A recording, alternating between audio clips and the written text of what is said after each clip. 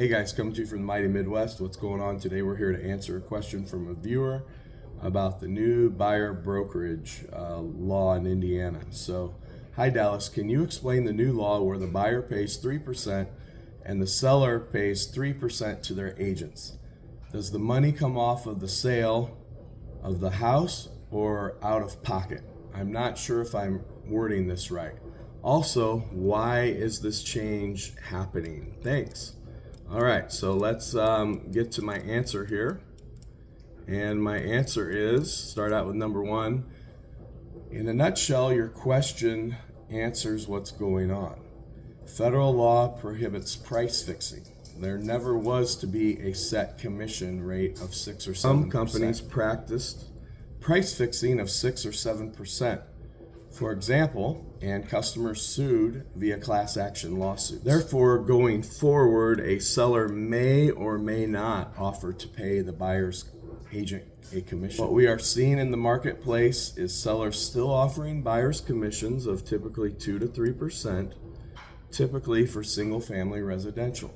However, a seller is not required to offer anything, as the government's theory is this will help drive prices down if buyers understand that they can negotiate their commissions.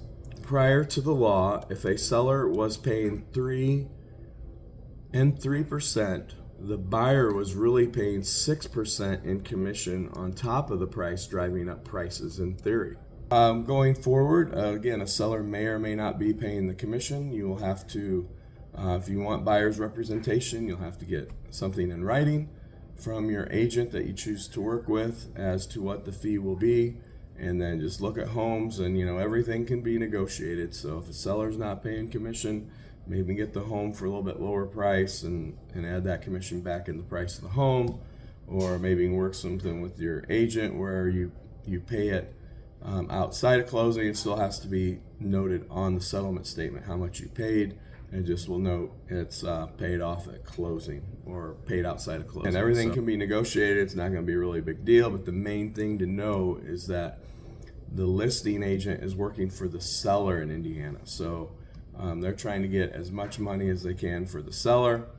And one problem with that is they may not disclose everything going on with the home, where a buyer's agent like me who's been in new construction for quite a while, I can say, oh, look at that, look at this. And of course, we're going to get the home inspected.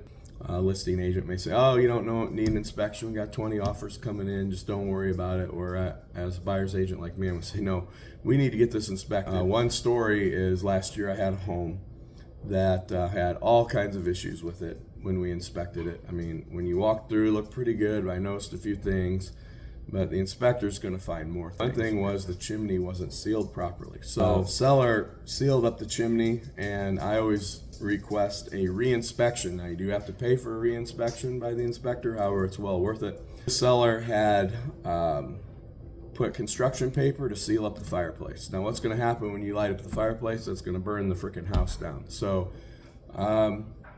did the listing agent give a rat's ass about the buyer? No, they didn't. And they won't care about you. That's why you work with a buyer's agent. Over and out. Have a good day.